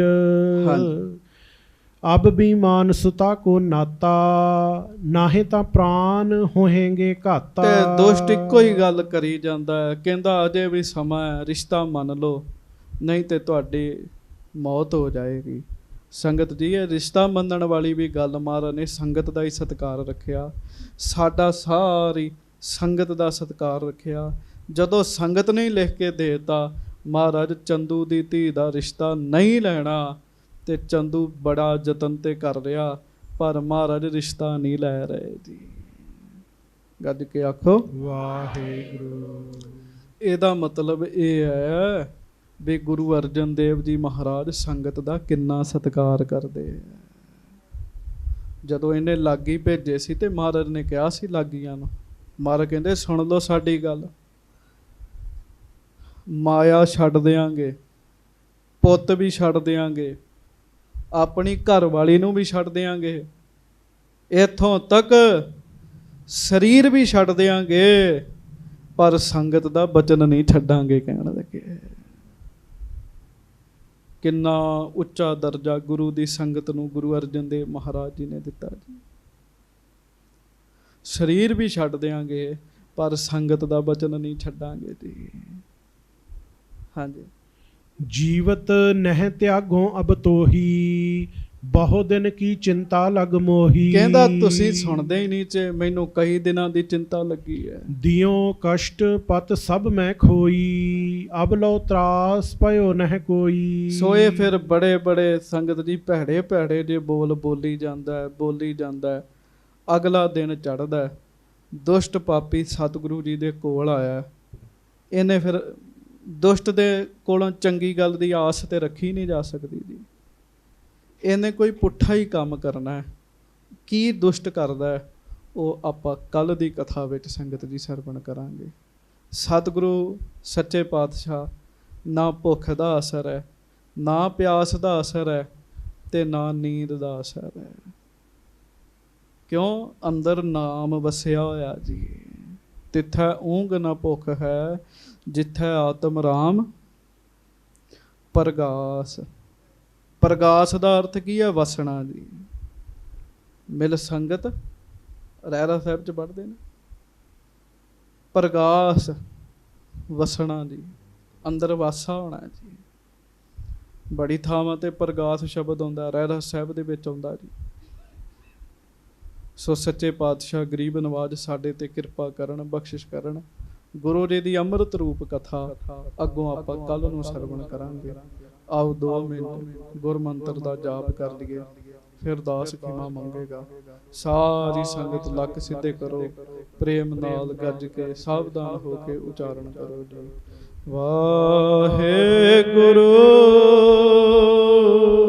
ਜਪ ਵਾਹਿਗੁਰੂ।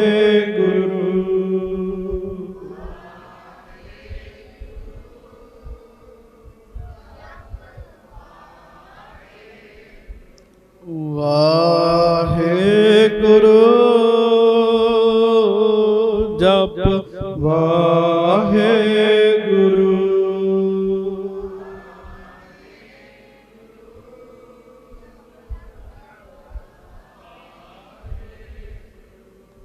ਗੱਜ ਕੇ ਵਾਹਿਗੁਰੂ ਜਪ ਵਾਹਿਗੁਰੂ।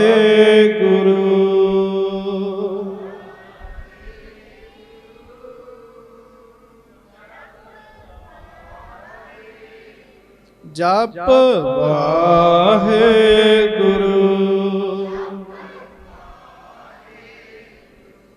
ਜਪ ਵਾਹਿਗੁਰੂ। ਗੱਜ ਕੇ ਜਪ ਵਾਹਿਗੁਰੂ